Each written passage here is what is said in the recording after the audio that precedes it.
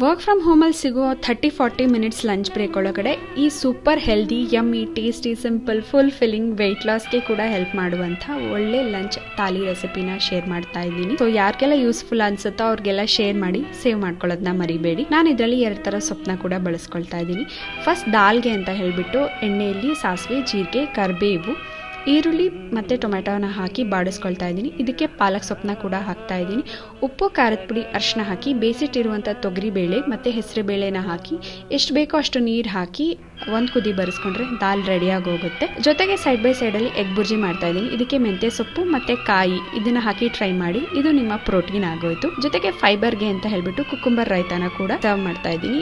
ಯಾರಿಗೆಲ್ಲ ಯಾವುದೇ ರೆಸಿಪಿ ಕಂಪ್ಲೀಟಾಗಿ ಬೇಕು ಅಂತ ಹೇಳಿದ್ರೆ ಕಮೆಂಟ್ ಮಾಡಿ ತಿಳಿಸಿ. ನಾನು ಚಪಾತಿ ಜೊತೆ ಈ ಥಾಲಿನ ಸರ್ವ್ ಮಾಡ್ತಾ ಇದ್ದೀನಿ. ಟ್ರೈ ಮಾಡಿ ಹೇಗಿತ್ತು ಅಂತ ತಿಳಿಸ್ಕೊಳ್ಳಿ. ವಿಡಿಯೋ ಇಷ್ಟ ಆಗಿದ್ರೆ ಫಾಲೋ ಮಾಡಿ. ಮತ್ತೆ ಸಿಗ್ತೀನಿ ಇನ್ನೊಂದು ವಿಡಿಯೋದಲ್ಲಿ. ಬಾಯ್, ಟೇಕ್ ಕೇರ್.